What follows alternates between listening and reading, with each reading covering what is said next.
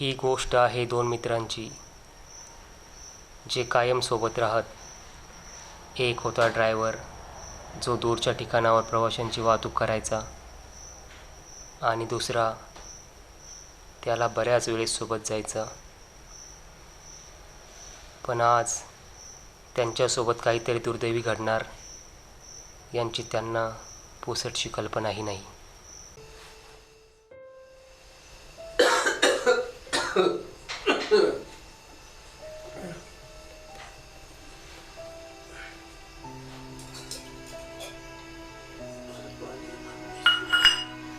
विजय, पाणी आणले. विजय, पाणी आणले.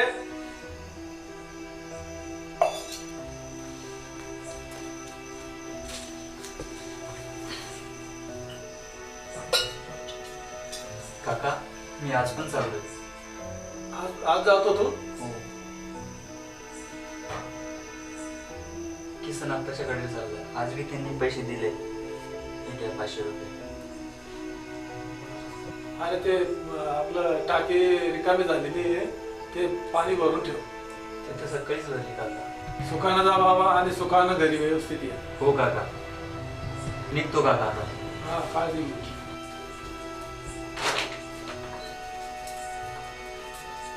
तेवढ्यात अपशकुन झाला आणि विजयच्या आईवडिलांचा फोटो धापकन खाली पडला.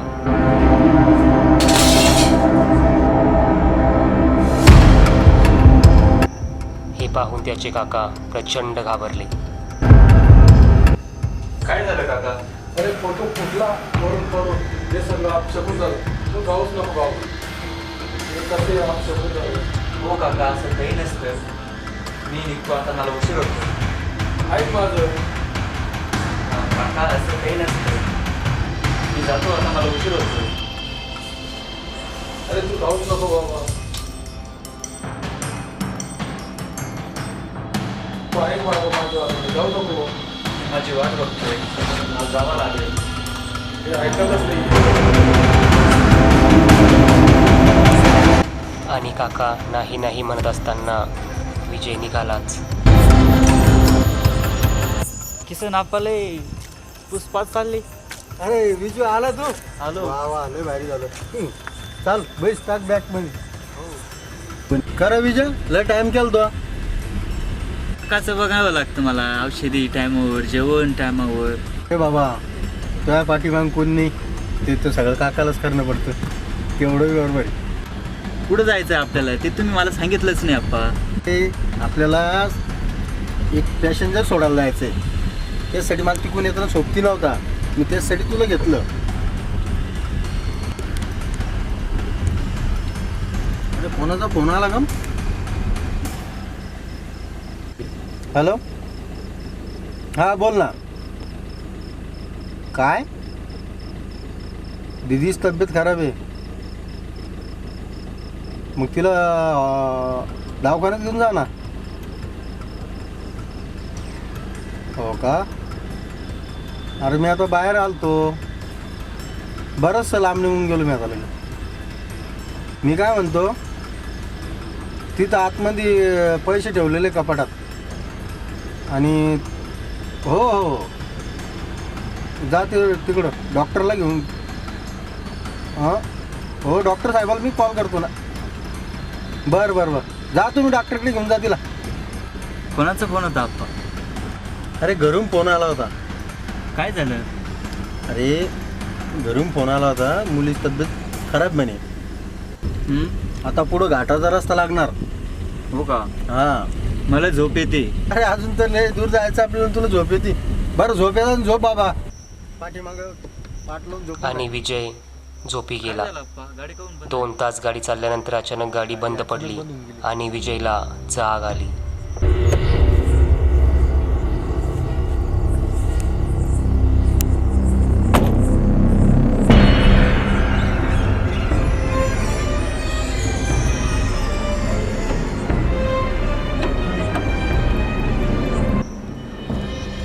गाडीचं सगळं काही ओके होतं, तरीही गाडी बंद पडली होती. दोघांना काहीही समजत नव्हतं. सगळं काही चांगलं आहे, पण काहीच लक्षात येऊ राहिलं नाही काय झालं तर. मग आता आप्पा तर पुढे जंगलाचा रस्ता, आता कसं करा. विजय मी काय म्हणतो, काय पण आता एक काम करू, इथं काहीच साहित्य नाही, आपली गाडीत आराम करू, सकाळी पाहू आता काय होतं. असं म्हणत दोघेही गाडीत गाढ झोपी गेली.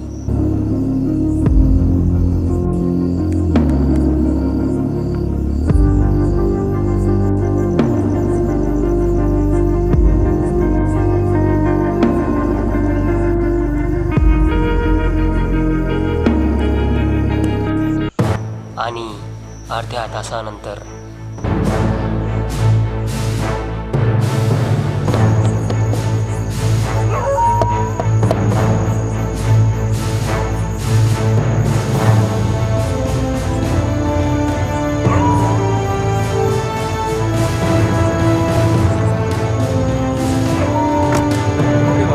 माझी गाडी बंद पडलेली आहे, चल माझ्यासोबत.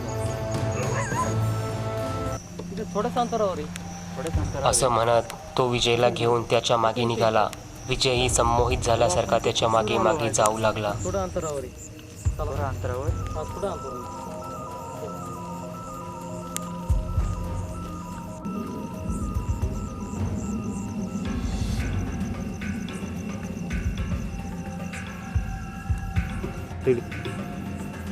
भाऊ, आपण तर अर्धा किलोमीटर लांबवर आलो. थोड्या अंतरावर आहे. खूप उशीर झाला तुमची गाडी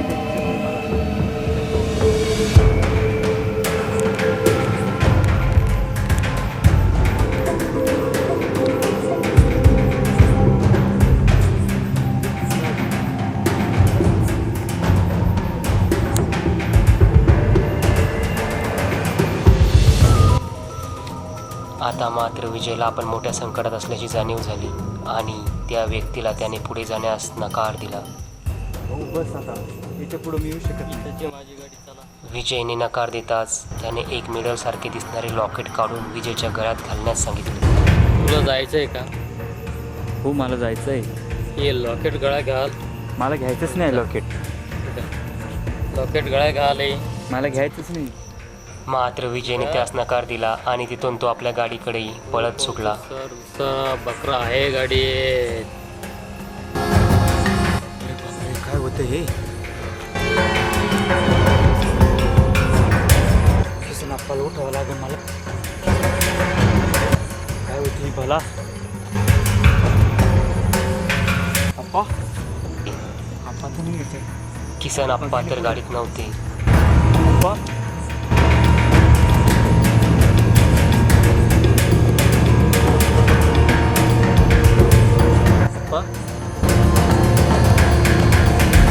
आप्पा गाडीत नसल्याचे पाहून विजय प्रचंड घाबरला. गाडी तर लॉकच आहे. अप्पा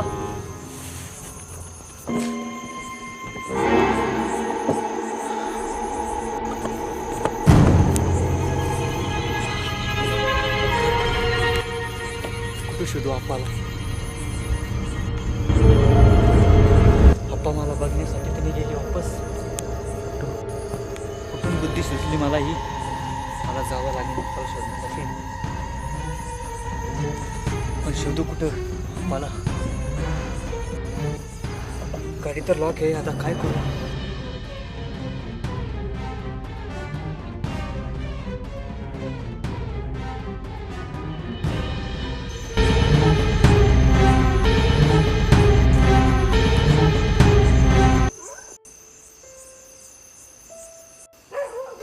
तो गाडीजवळ बसून आप्पाची वाट पाहू लागला.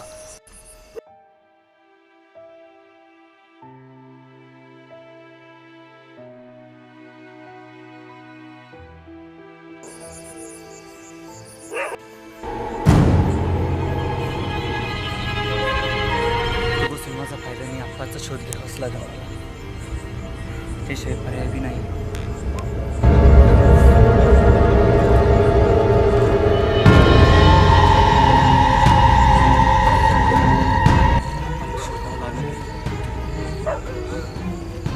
चप्पल आहे.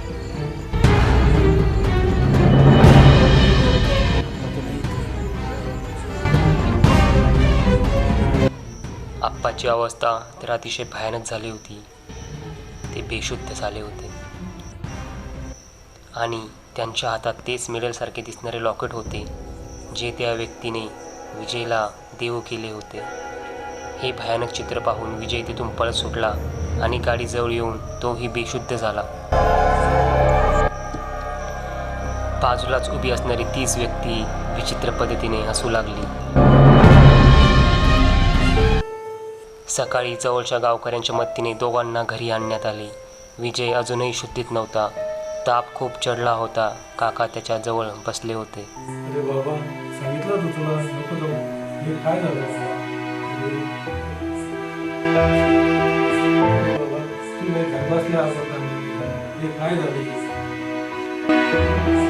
पप्पा,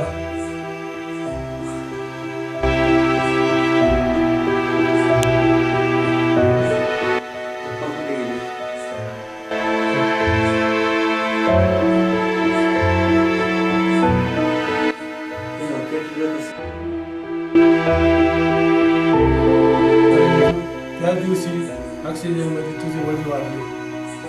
ते लॉकेट तुझ्यासाठी तुझ्या आई वडिलांनी शहरातून आणलं होतं, पण त्याच दिवशी ते अपघातात वाढले. अपघात? खरंच तो अपघातच होता का?